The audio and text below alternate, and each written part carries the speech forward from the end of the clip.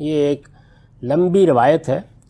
ابو سعید خدری رضی اللہ عنہ سے روایت ہے کہ رسول اللہ صلی اللہ علیہ وسلم نے فرمایا، اللہ تعالیٰ کہے گا اے آدم، وہ عرض کریں گے میں حاضر ہوں، یعنی ہمارے ابو الآباء آدم سے کہا جائے گا اے آدم، وہ عرض کریں گے میں حاضر ہوں، پروردگار تیری فرما برداری کے لیے ہر وقت حاضر ہوں، حقیقت یہ ہے کہ تمام بھلائی تیرے ہی ہاتھ میں ہے۔ ظاہر ہے کہ پروردگار عالم کی بارگاہ میں آواز دی جائے، عرش سے آواز دی جائے، محشر کے میدان میں آواز دی جائے، جب خدا کی وہ عظیم عدالت لگے گی اس موقع پر پکارا جائے تو ایک بندہ عاجز کو اسی طرح لبیک کہنا چاہیے۔ بڑے خوبصورت الفاظ میں وہ یہ کہیں گے، عربی زبان میں یہ کسی بارگاہ میں کھڑے ہو کر بولے جانے والے الفاظ ہیں، یہ لبیک، صادق، اس طرح کے الفاظ، تو انہی کو وہ استعمال کریں گے۔ فرمایا اللہ کہے گا دوزخ کے لوگوں کو نکال لو، یعنی اس وقت جو جم غفیر ہے اس کا فیصلہ ہو گیا تو اب ان میں دوزخ کے لوگوں کو الگ کر لیں، آپ ہی کی اولاد ہے۔ وہ عرض کریں گے دوزخ کے کتنے لوگ ہیں پروردگار؟ ارشاد ہوگا ہر 1000 میں سے 999۔ قرآن مجید میں بھی یہی ہے نا کہ ہم نے زیادہ لوگوں کو جہنمی کے لیے پیدا کیا ہے، تو وہ بھی نتیجے کا بیان ہے کہ اصل میں تخلیق کا مقصد تو یہ نہیں تھا، پیش نظر تو یہ تھا کہ لوگ جنت کے سزاوار ہوں، جنت کو آباد کریں، نفوس زکیہ کی حیثیت سے جنت میں جائیں، لیکن زیادہ لوگوں نے بدقسمتی سے ابلیس کی پیروی کی اور اسی کے مستحق ہوئے۔ ارشاد ہوگا ہر 1000 میں سے 999۔ نبی صلی اللہ علیہ وسلم نے فرمایا یہ وہی وقت ہوگا، یعنی یہ ابتدائی فیصلے کا وقت ہے، یہ وہی وقت ہوگا کہ بچے بوڑھے ہو جائیں گے اور ہر حمل والی اپنا حمل ڈال دے گی اور تم لوگوں کو مدہوش دیکھو گے حالانکہ وہ مدہوش نہیں ہوں گے۔ یہ قرآن کا حوالہ دیا، قرآن مجید میں یہ وقت کیا ہوگا، کیا صورت پیدا ہوگی، بالکل ابتدا میں یہ ارشاد فرمایا جائے گا، بلکہ اللہ کا عذاب ہی کچھ ایسا سخت ہوگا۔ ابو سعید خدری کہتے ہیں کہ آپ کی یہ بات سن کر سب مسلمان رونے لگے۔ ظاہر ہے کہ ہر ایک کے اوپر خوف طاری ہوا کہ 1000 میں جب ایک ہی بچے گا جنت کے لیے تو پھر تو بڑا مشکل معاملہ ہو گیا، آسان نہیں ہے۔ اس پر رسول اللہ صلی اللہ علیہ وسلم نے فرمایا میانہ روی اختیار کرو اور راہ راست پر رہو، یعنی یہ کوئی مشکل بازی نہیں ہے۔ اصل چیز یہ ہے کہ تم اس توازن کو قائم رکھتے ہو جس کا تقاضا اللہ تعالیٰ نے کیا ہے، تم سے کوئی ایکسٹریم تقاضے نہیں کیے گئے، اپنے اوپر نگاہ رکھو اور دیکھتے رہو کہ تم کیا کرتے ہو۔ قاربو و سددو، یہ الفاظ اور روایتوں میں بھی آئے ہیں اور ایک مذہبی آدمی کے رویے کی تصحیح کے لیے آتے ہیں، چونکہ یہ ہوتا ہے بعض اوقات کہ جس وقت آپ اللہ کی طرف متوجہ ہوتے ہیں تو دنیا کی طرف نگاہ نہیں پڑتی، اور دنیا کی طرف متوجہ ہوتے ہیں تو بارہا اللہ تعالیٰ کو بالکل ہی فراموش کر دیتے ہیں۔ ان کے درمیان میں ایک سدید، سچی صراط مستقیم، اس پر رہنا چاہیے، اور وہ راہ کیا ہے؟ اللہ تطغوا فی المیزان، یعنی اللہ نے جو میزان ٹھہرا دی ہے عمل میں بھی علم میں بھی، اس پر قائم رہو۔ تو حضور نے فرمایا، تسلی دی کہ اس پر قائم رہو۔ یہ اس لیے ہوگا کہ ہر نبوت سے پہلے ایک جاہلیت کا زمانہ رہا ہے، یعنی اللہ تعالیٰ کے پیغمبر نے ان کو تسلی دی کہ اصل میں انسانوں کے ساتھ معاملہ یہ نہیں ہے کہ جیسے تمہیں ایک پیغمبر کا زمانہ میسر ہے، اللہ کا پیغمبر تمہارے درمیان موجود ہے، اللہ کے پیغمبر کو تم دیکھ رہے ہو اور تمہاری آنکھیں اس سے ٹھنڈی ہوتی ہیں، تمہارے لیے ایمان لانے، نعمتیں پانے، اللہ کے دین پر عمل کرنے کا ایک بہترین موقع میسر ہے، اس لیے تمہیں تعجب ہو رہا ہے کہ اتنے لوگ کیسے ہوں گے، یعنی یہاں پر تو اللہ نے ہمیں توفیق دی۔ تو فرمایا کہ اس لیے ہوگا کہ ہر نبوت سے پہلے ایک جاہلیت کا زمانہ رہا ہے، فرمایا سو یہ لوگ انہی میں سے لیے جائیں گے، یعنی وہ جاہلیت کا زمانہ ہے کہ جس میں انسان کے پاس وہ قندیل نہیں ہوتی جو پیغمبر آ کے ہاتھ میں پکڑا دیتے ہیں، تو اس میں بڑا اندیشہ ہوتا ہے اس کا کہ انسان اپنی فطرت کی روشنی کو نہ پہچان سکے اور نتیجے کے طور پر ایسی چیزیں اختیار کر لے کہ جو اللہ تعالیٰ کے ہاں اس کو جنت سے دور لے جانے والی ہوں۔ سو یہ لوگ انہی میں سے لیے جائیں گے۔ پھر اگر گنتی پوری ہو گئی تو ٹھیک، یعنی اللہ تعالیٰ نے جو اپنی جہنم بنا رکھی ہوئی ہے وہ بہرحال بھرے گی تو صحیح، تو وہ گنتی پوری ہو گئی تو ٹھیک، ورنہ منافقین سے پوری کی جائے گی۔ یعنی ادھر بھی ایک قوم پوری کی پوری موجود ہے، خود تمہارے اندر بھی وہ لوگ موجود ہیں کہ جنہوں نے اگرچہ بظاہر ایمان قبول کیا ہے لیکن باطن میں اللہ کے دشمن ہیں، اللہ کے رسولوں کے دشمن ہیں۔ لوگوں نے عرض کیا یا رسول اللہ وہ ایک شخص کون ہوگا جو 1000 میں سے بچا رہے گا؟ رسول اللہ صلی اللہ علیہ وسلم نے اس کے جواب میں فرمایا خوش ہو جاؤ، اس لیے کہ یاجوج و ماجوج میں سے 1000 دوزخ کے لوگ ہوں گے تو تم میں سے ایک ہوگا۔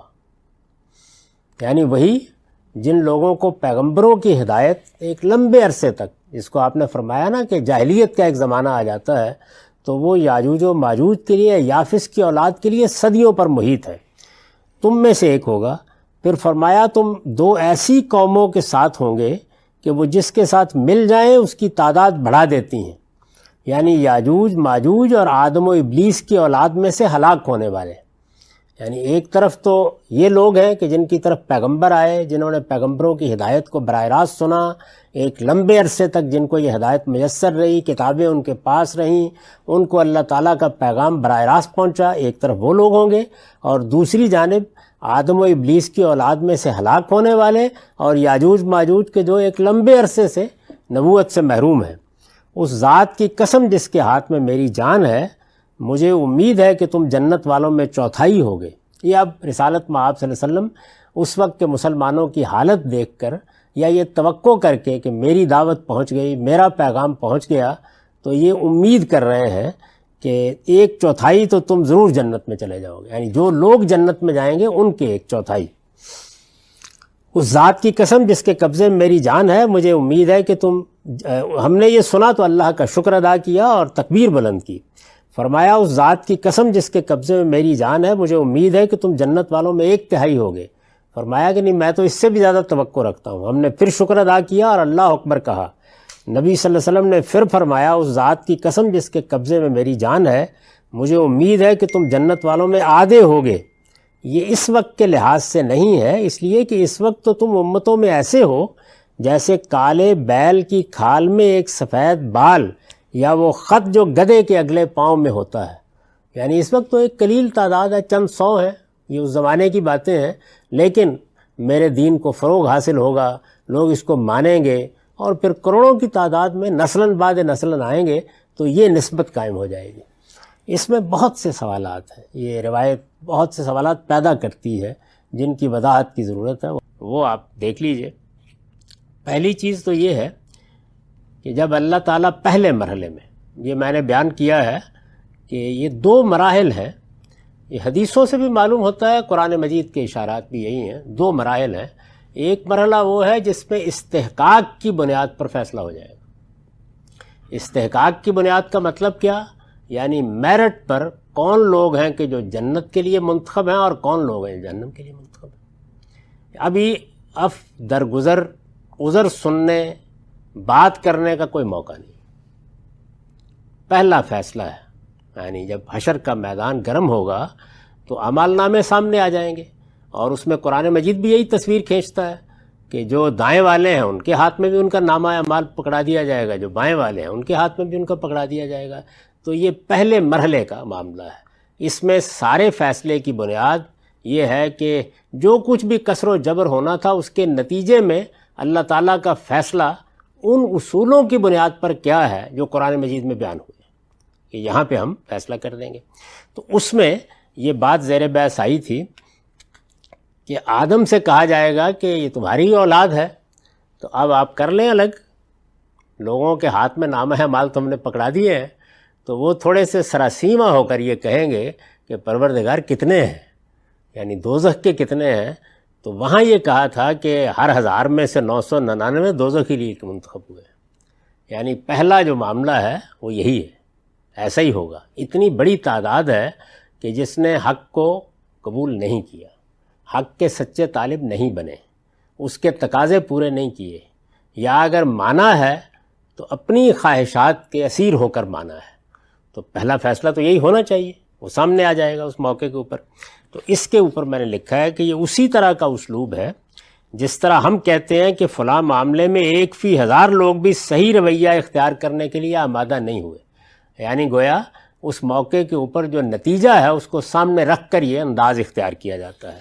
قرآن کی سورہ اعراف میں بھی تنبیہ اور تہدید کے ایک موقع پر فرمایا ہے وَلَقَدْ ذَرَأْنَا لِجَهَنَّمَ كَثِيرًا مِنَ الْجِنِّ وَالْإِنسِ، جنوں اور انسانوں میں سے بہتوں کو ہم نے جہنمی کے لیے پیدا کیا ہے۔ مدعا یہ ہے کہ جنت کے لیے بہت کم لوگ منتخب ہو سکیں گے، زیادہ تعداد انہی لوگوں کی ہوگی جو حساب کے بعد پہلے مرحلے میں دوزخی کے مستحق قرار پائیں گے۔ یعنی پہلی جو تقسیم ہے یا پہلا فیصلہ ہے اس میں زیادہ تعداد، بہت بڑی تعداد، یعنی 1/1000 کی نسبت گویا کہہ لیجئے، یہ اہل دوزخ ہی کے معاملے میں ہوگی۔ اس کے بعد ایک دوسرا پہلو یہ تھا کہ رسول اللہ صلی اللہ علیہ وسلم نے فرمایا، یعنی مسلمان ظاہر ہے کہ یہ دیکھ کر رونے لگے، تو رسول اللہ صلی اللہ علیہ وسلم نے کچھ نصیحت فرمائی اور یہ کہا کہ میانہ روی اختیار کرو، راہ راست پر رہو، اور پھر وجہ بتائی کہ کیوں اتنی بڑی تعداد ہوگی۔ تو آپ نے فرمایا کہ اصل میں ہر زمانے میں پیغمبر تو موجود نہیں رہتے، فترت کے زمانے آ جاتے ہیں، جاہلیت کے زمانے آ جاتے ہیں، تو لوگوں کو براہ راست تنبیہ نہیں ہوتی۔ ہم اپنی آنکھوں سے یہی دیکھتے ہیں کہ جن جگہوں تک پیغمبروں کی براہ راست دعوت نہیں پہنچی، وہاں لوگ جو ماں باپ نے بتا دیا اس کے اوپر عمل پیرا رہتے ہیں۔ یعنی اگر شرک ہے تو شرک ہی چل رہا ہے، بدعت ہے تو بدعت ہی چل رہی ہے، دین سے انحراف ہے تو وہی ہے جس کو لوگوں نے اختیار کر رکھا ہوا ہے، اور اس میں استدلال یہ ہوتا ہے کہ ہمارے آباء یہی کرتے رہے ہیں۔ تو یہ جو صورت پیدا ہوتی ہے اس کی وجہ بتائی رسالت مآب صلی اللہ علیہ وسلم نے۔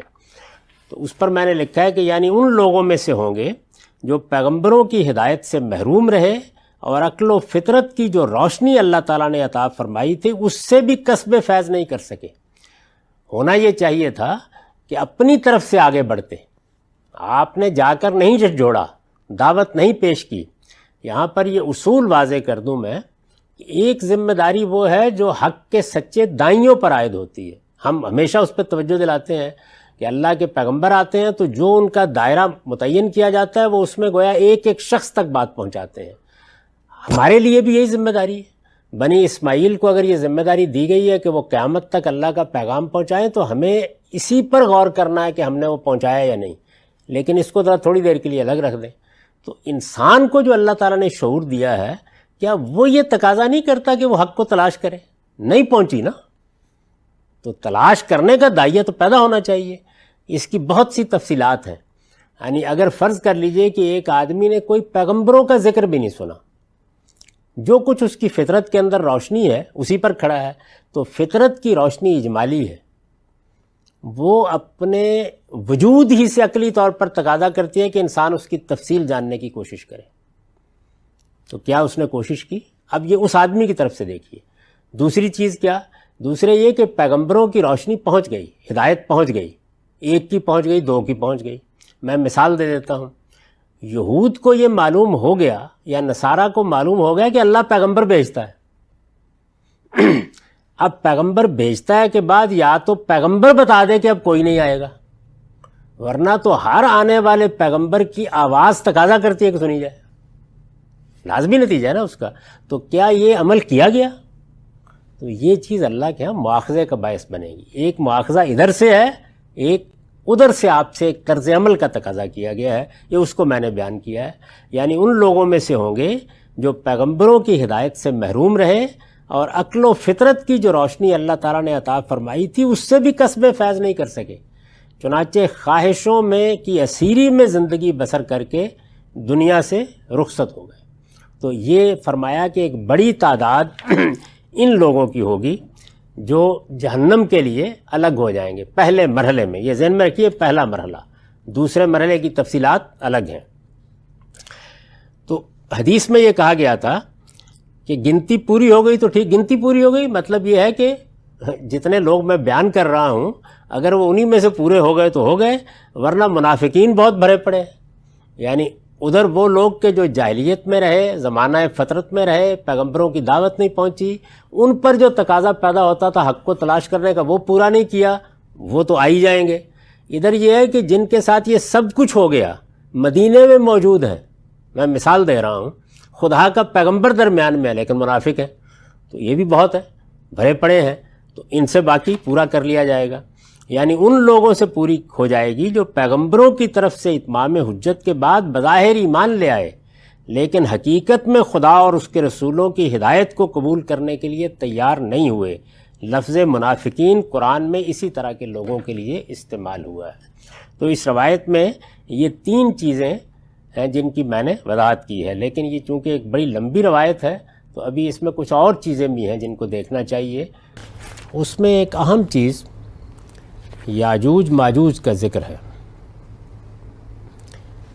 اور یہ بات بھی روایت میں بیان ہوئی ہے کہ یہ لوگ ہیں جو زیادہ تر خدا کی ہدایت سے محروم بھی رہیں گے، انحرافات بھی اختیار کریں گے، پیغمبروں کی دعوت کو بھی قبول نہیں کریں گے، کیونکہ رسول اللہ صلی اللہ علیہ وسلم یہ خبر دے رہے ہیں، اور میں اس کی طرف کئی بار توجہ دلا رہا ہوں کہ اس طرح کے اخبار رسالت مآب صلی اللہ علیہ وسلم بالعموم اپنے ان رویا کی بنیاد پر دیتے تھے جو آپ کو دکھائے جاتے۔ اس کی بڑی تفصیلات روایتوں میں ہے، یعنی اس میں گویا بعض حقائق عالم رویا میں کھول دیے جاتے تھے تاکہ آپ خود بھی ان کو دیکھیں، اس سے آپ کے ایمان و ایذان میں بھی غیر معمولی اضافہ ہوتا، اور پھر جب لوگوں کو بتائے جاتے تو گویا ایک پیغمبر کی شہادت سامنے آ جاتی۔ انسان کا یہ معاملہ ہے کہ وہ جس چیز پر ایمان رکھتا ہے اب وہ چیز سامنے کی تو ہے نہیں، یعنی یوں نہیں ہے کہ اس دنیا سے متعلق یہ اطلاع دے دی گئی ہے کہ اس دنیا میں جس میں ہم رہ رہے ہیں یہ زمین کا ٹکڑا یا یہ زمین کا سیارہ یہ کس کے گرد گھوم رہا ہے اور موسم کیسے پیدا ہو رہے ہیں۔ ایک ایسی اطلاع دی جا رہی ہے کہ ابھی ہمارے سامنے نہیں ہے۔ تو جب اس طرح کی کسی چیز کے بارے میں آپ کے سامنے کوئی تصویر آتی ہے تو ایک فطری چیز پیدا ہوتی ہے کہ انسان اس کی تفصیلات کو جاننا چاہتا ہے، یعنی معلوم کرنا چاہتا ہے کہ وہ تصویر کتنی مکمل ہو سکتی ہے، اس کے کیا کیا پہلو ہو سکتے ہیں۔ تو اللہ کے پیغمبر کو بعض اوقات رویا میں ایسے حقائق دکھا دیے جاتے جیسے آپ بیان کرتے ہیں، اور پھر اس طریقے سے وہ روایات میں منتقل ہونا شروع ہو گئے۔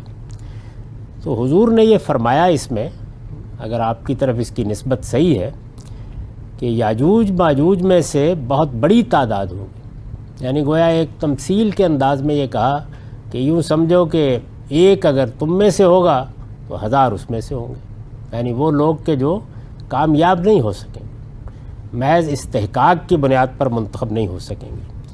تو اس میں ظاہر ہے کہ یہ سوال پیدا ہوتا ہے کہ ان کی نوعیت کیا ہے۔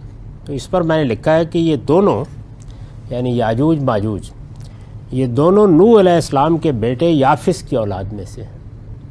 ہمارے پاس جو اس وقت قدیم تاریخ سے متعلق ماخذ ہیں ان میں خود بائبل بہت بڑا ماخذ ہے، قدیم مورخین کے بیانات ہیں، انسانوں کی اجتماعی روایات ہیں۔ اب آ کے جو نئی دنیا پیدا ہو رہی ہے اس میں آثار کی تحقیق، ڈی این اے اور فلاں یہ نئی چیزیں کچھ نئے پہلو پیدا کر رہی ہیں، لیکن جتنی معلومات بھی ہمارے پاس ابھی تک تاریخی روایات سے ہیں ان میں سے کوئی بنیادی چیز چیلنج نہیں ہوئی، یعنی ابھی کوئی تبدیلی نہیں آئی، جب آئے گی تو دیکھا جائے گا۔ تو اس وقت جو کچھ ہم بیان کر رہے ہیں وہ اصل میں موجود تاریخ کی بنیاد پر ہے، یعنی جو تاریخ اس وقت تک ہمارے پاس ہے۔ یہ دونوں نوح علیہ السلام کے بیٹے یافس کی اولاد میں سے ہیں جو ایشیا کے شمالی علاقوں میں آباد ہوئی، یعنی جس وقت طوفان کے بعد ان کے بیٹوں کی اولاد پھیلنا شروع ہوئی تو حام کی نسلوں نے زیادہ تر افریقہ کو آباد کیا، اور سامی لوگوں نے مشرق وسطیٰ کو اپنا وطن بنایا، بلکہ اب جدید تحقیقات سے معلوم ہوتا ہے کہ یہیں سے یہ ترکی کے راستے سے یورپ میں بھی داخل ہوئے، اور انہی میں یافس کی اولاد جو تیسرے بیٹے ہیں یہ شمالی علاقوں میں چلی گئی، یعنی جو جن کو آپ وسط ایشیا کے علاقے کہتے ہیں۔ پھر انہی کے بعض قبائل یورپ پہنچے، وہاں سے ہجرتیں کر کے مختلف وقتوں میں یہ لوگ وہاں جاتے رہے، یعنی کچھ ہجرتیں افریقہ سے ہوئیں، کچھ نیچے سے سامی قوموں کی ہوئیں، اور زیادہ تر یافس کی اولاد وہ یورپ میں آباد ہونا شروع ہوئی، اور اس کے بعد چند صدی پہلے امریکہ اور آسٹریلیا کو آباد کیا، یعنی یہ تو ابھی حال کی بات ہے، ہم اس سے واقف ہیں۔ ان میں سے ایک بڑی تعداد نے اگرچہ مسیح علیہ السلام کو مانا ہے، بظاہر تو یہ کہا جا سکتا ہے کہ کیتھولک کی صرف 2.5 ارب کے قریب ہے، بہت بڑی تعداد ہے۔ دنیا کے اندر سب سے زیادہ اگر کوئی مذہب تعداد کے اعتبار سے ہے تو وہ مسیحیت ہے۔ تو اتنی بڑی تعداد نے اللہ کے ایک بڑے جلیل القدر پیغمبر مسیح علیہ السلام کو مانا ہے، لیکن خدا کے پیغمبر کی حیثیت سے نہیں مانا۔ یعنی جس حیثیت سے وہ آئے تھے وہ تو اس لیے آئے تھے نا کہ خدا کا پیغام پہنچائیں۔ پیغمبر کو ماننا کسی جلیل القدر ہستی کے عظیم ہونے کا اعتراف نہیں ہے۔ ہمارے ہاں بھی بہت بڑی بحث، فضائل کی بحث شروع ہو جاتی ہے۔ اصل میں تو یہ ماننا ہے کہ یہ خدا کا پیغام لے کے آئے ہیں، تو پیغام کیا ہے اس سے کوئی دلچسپی نہیں، مانا ہے لیکن خدا کے پیغمبر کی حیثیت سے نہیں بلکہ اس کے بیٹے اور جسدی ظہور کی حیثیت سے مانا ہے۔ یعنی یوں مانا کہ اصل میں جو فلسفے کی ٹریڈیشن چلی آ رہی تھی کہ یہ عالم، یہ مادی عالم، یہ کچھ بھی نہیں ہے، یہ تو اصل میں حقیقت مطلقہ کے عکوس و ظلال ہے، تو وہی چیز مسیحی علم کلام میں جا کر اس پورے عالم کے بجائے سیدنا مسیح کی شخصیت میں مرتکز ہو گئی کہ ذات خداوندی کا جسدی ظہور، یعنی وہ کوئی جسم نہیں رکھتی ذات، لیکن جب اس نے جسم قبول کرنا چاہا تو کیا ہوا؟ مسیح جسدی ظہور کی حیثیت سے مانا ہے۔ باقی زیادہ تر توہمات کے پیرو رہے ہیں۔ دور حاضر میں بھی ان کی ایک بڑی تعداد اب الحاد کی علمبردار بن کر کھڑی ہو رہی ہے۔ یعنی علمی الحاد کا ماخذ بھی دور حاضر میں اگر آپ دیکھیں تو زیادہ تر یاجوج ماجوج ہیں۔ قرآن اور بائبل دونوں سے معلوم ہوتا ہے کہ یہ انہی کا خروج ہے جس کے بعد قیامت برپا ہو جائے گی۔ تو یہ ایک واقعی حقیقت ہے جس کو آج ہم دیکھ سکتے ہیں اور اس کا ماضی اور حال ہمارے علم میں ہے۔ تو رسول اللہ صلی اللہ علیہ وسلم نے یہ خبر دی کہ زیادہ تعداد ان میں سے ان لوگوں کی ہوگی جو نہیں منتخب ہو سکیں گے بربنائے استحقاق۔ یہاں زیر بحث یہ ہے، یعنی جس وقت اللہ تعالیٰ کی عدالت لگے گی تو یہ معلوم ہوتا ہے روایتوں سے بھی اور قرآن مجید کے اشارات سے بھی کہ پہلے مرحلے میں فیصلے کی بنیاد استحقاق بن جائے گا۔ اللہ کی رحمت کیا فیصلہ کرتی ہے؟ سب کو معاف کر دیتی ہے، کس کس کو معاف کرتی ہے، کس کے بارے میں کیا فیصلہ صادر ہوتا ہے، آخری حتمی حکم کیا ہے، وہ بات کا مسئلہ ہے۔ پہلے تو استحقاق کی بنیاد پر تقسیم ہو جائے گی کہ کون کس طرف کھڑا ہے، تو یہ اس وقت کا بیان ہے کہ اس وقت تو ان کی بہت بڑی تعداد ہوگی ان لوگوں میں جو جہنم کے لیے سامنے آ جائیں گے۔ اب ظاہر ہے کہ اس کے بعد نتیجہ کیا نکلتا ہے؟ نتیجہ یہ نکلتا ہے کہ دنیا میں بھی اگر آپ دیکھیں تو زیادہ تعداد انہی کی ہوگی۔ اس وقت بھی صورتحال یہی ہے۔ تو رسالت مآب صلی اللہ علیہ وسلم نے یہ فرمایا کہ یہاں پر بھی اور وہاں پر بھی ان کا نسبت تناسب یہی رہے گا۔ تو میں نے اس پر لکھا ہے مطلب یہ ہے کہ ان دونوں کی تعداد ہمیشہ زیادہ رہے گی، تاہم جب تک دنیا قائم ہے تمہیں انہی کے ساتھ رہنا ہے، اور انہی کے ساتھ رہتے ہوئے اور ان کے تمام انحرافات کے باوجود اپنے آپ کو خدا کی ہدایت پر قائم رکھنے کی جدوجہد کرنی ہے۔ اس روایت میں جو کہا گیا ہے وہ یہ ہے کہ اللہ ان کو مٹا نہیں دے گا یا اپنی نافرمانی کی سزا دے کے ختم نہیں کر دے گا، اب قیامت تک ان کے ساتھ رہنا ہے۔ تم کو ساتھ رہنا ہے تو ظاہر ہے کہ ساتھ رہنے کا مطلب یہ ہے کہ جو خوبیاں ہوں گی وہ تو ہوں گی، لیکن انحرافات ہوں گے، ان کے الحاد کے مبلغ بھی بن جائیں گے، اور اس سے پہلے پوری دنیا کے اندر مسیح کی الوہیت کے علمبردار بن کے کھڑے رہے ہیں اور صدیوں سے کھڑے ہیں اور ایک عظیم سلطنت کے تحت کھڑے رہے ہیں۔ تو تمہیں ان کے ساتھ زندگی بسر کرنی ہے، کہیں بھاگ نہیں جانا، ان کے ساتھ ہی رہنا ہے۔ خدا کا امتحان یہی ہے۔ تو اس کے مقابل میں تمہاری تعداد کم ہوگی یہاں پر بھی اور وہاں پر بھی، یعنی ان لوگوں کے مقابلے میں جو دوسری امتوں میں سے جنت کے لیے منتخب کیے جائیں گے، اگر پیچھے بھی مڑ کے دیکھو گے تو وہاں پر بھی تمہارا نسبت تناسب یہی ہوگا۔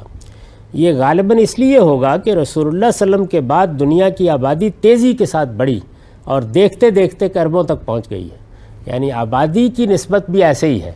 اس سے ماضی میں اگر دیکھیں تو پہلے پیغمبروں کے ہاں خاص طور پر جو مختلف قوموں میں آئے تو بہت قرآن مجید نے ذکر کیا ہے کہ حضرت یونس اس بستی کی طرف بھیجے الی 100,000 و یزیدون، یہ 1 لاکھ سے زیادہ تھی۔ اب ہمارے ہاں بعض بڑے شہروں کے چھوٹے سے محلے میں بھی 2-2.5 لاکھ لوگ آباد ہوتے ہیں، تو زمین آسمان کا فرق پڑ گیا۔ تو اس موقع کے اوپر حضور نے یہ کہا کہ اس وقت تم تعداد میں بہت کم ہو، روایتوں سے معلوم ہوتا ہے کہ نبی صلی اللہ علیہ وسلم پر آپ کے حین حیات ایمان لانے والے 1 لاکھ سے کچھ ہی زیادہ تھے۔ یہ جو تشبیہ دی آپ نے کہ جیسے ایک بیل ہے، سفید رنگ کا بیل، اور اس میں ایک کالا بال ہے، تو یہ گویا بتایا کہ اس وقت کی صورتحال یہی ہے، لیکن بتدریج یہ تعداد نسبت تناسب بڑھتی چلی جائے گی، اور پھر آخری نتیجہ بتا دیا کہ قیامت میں بھی پہلے انتخاب میں یہ صورتحال پیدا ہوگی۔ وآخر دعوانا الحمدللہ رب العالمین۔